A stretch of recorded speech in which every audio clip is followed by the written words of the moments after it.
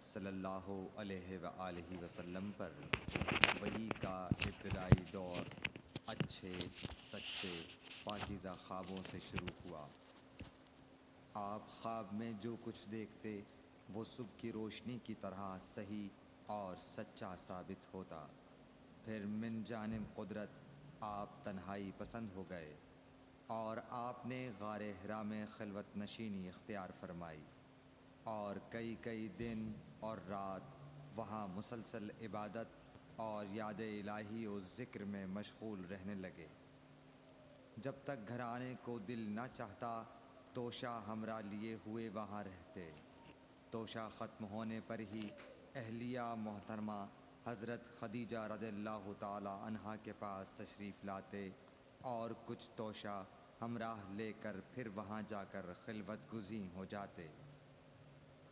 یہی طریقہ جاری رہا یہاں تک کہ آپ پر حق منکشف ہو گیا اور آپ غار حرا ہی میں قیام پذیر تھے کہ اچانک حضرت جبرائیل علیہ السلام آپ کے پاس حاضر ہوئے اور کہنے لگے کہ اے محمد پڑھو۔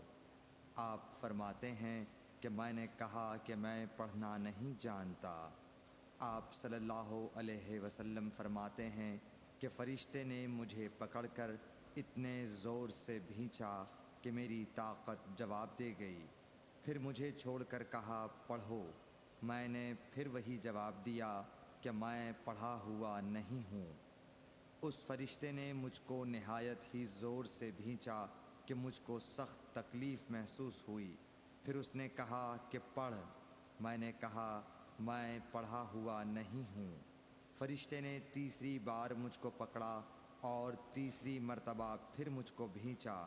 پھر مجھے چھوڑ دیا اور کہنے لگا کہ پڑھو اپنے رب کے نام کی مدد سے جس نے پیدا کیا اور انسان کو خون کی پھٹکی سے بنایا۔ پڑھو اور آپ کا رب بہت ہی مہربانیاں کرنے والا ہے۔ بس یہی آیتیں آپ حضرت جبرائیل علیہ السلام سے سن کر اس حال میں غار حرا سے واپس ہوئے کہ آپ کا دل اس انوکھے واقعے سے کانپ رہا تھا۔ آپ حضرت خدیجہ کے ہاں تشریف لائے اور فرمایا کہ مجھے کمبل اوڑھا دو، مجھے کمبل اوڑھا دو۔ لوگوں نے آپ کو کمبل اوڑھا دیا۔ جب آپ کا ڈر جاتا رہا تو آپ نے اپنی زوجہ محترمہ حضرت خدیجہ رضی اللہ تعالی عنہا کو تفصیل کے ساتھ یہ واقعہ سنایا اور فرمانے لگے کہ مجھ کو اب اپنی جان کا خوف ہو گیا ہے۔ آپ کی اہلیہ محترمہ حضرت خدیجہ رضی اللہ تعالی عنہا نے آپ کی ڈھارس بندھائی اور کہا کہ آپ کا خیال صحیح نہیں ہے۔ اللہ کی قسم آپ کو اللہ کبھی رسوا نہیں کرے گا۔ آپ تو اخلاق فاضلہ کے مالک ہیں۔ آپ تو کنبہ پرور ہیں، بے کسوں کا بوجھ اپنے سر پر رکھتے ہیں، مفلسوں کے لیے آپ کماتے ہیں، مہمان نوازی میں آپ بے مثال ہیں اور مشکل وقت میں آپ امر حق کا ساتھ دیتے ہیں۔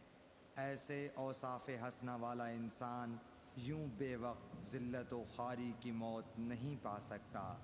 پھر مزید تسلی کے لیے حضرت خدیجہ رضی اللہ تعالی عنہا آپ کو ورقہ بن نوفل کے پاس لے گئیں جو ان کے چچا زاد بھائی تھے اور زمانہ جاہلیت میں نصرانی مذہب اختیار کر چکے تھے اور عبرانی زبان کے کاتب تھے۔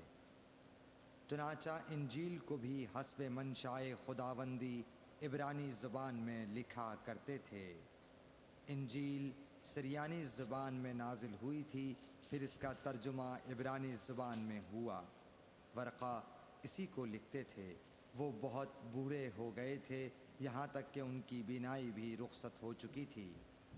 حضرت خدیجہ رضی اللہ تعالی عنہا نے ان کے سامنے آپ کے حالات بیان کیے اور کہا کہ اے چچا زاد بھائی، اپنے بھتیجے محمد صلی اللہ علیہ وسلم کی زبانی ذرا ان کی کیفیت سن لیجئے۔ وہ بولے کہ بھتیجے آپ نے جو کچھ دیکھا ہے اس کی تفصیل سناؤ۔ چنانچہ آپ صلی اللہ علیہ وآلہ وسلم نے از اول تا آخر پورا واقعہ سنایا، جسے سن کر ورقہ بے اختیار ہو کر بول اٹھے کہ یہ تو وہی ناموس معزز رازدان فرشتہ ہے جسے اللہ نے حضرت موسیٰ علیہ السلام پر وحی دے کر بھیجا تھا۔ کاش میں آپ کے اس عہد نبوت کے شروع ہونے پر جواں عمر ہوتا، کاش میں اس وقت تک زندہ رہتا جب کہ آپ کی قوم آپ کو اس شہر سے نکال دے گی۔ رسول کریم صلی اللہ علیہ وآلہ وسلم نے یہ سن کر تعجب سے پوچھا کہ کیا وہ لوگ مجھ کو نکال دیں گے، حالانکہ میں تو ان میں صادق و امین و مقبول ہوں؟ ورقہ بولا، ہاں یہ سب کچھ سچ ہے، مگر جو شخص بھی آپ کی طرح امر حق لے کر آیا لوگ اس کے دشمن ہی ہو گئے ہیں۔ اگر مجھے آپ کی نبوت کا وہ زمانہ مل جائے تو میں آپ کی پوری مدد کروں گا۔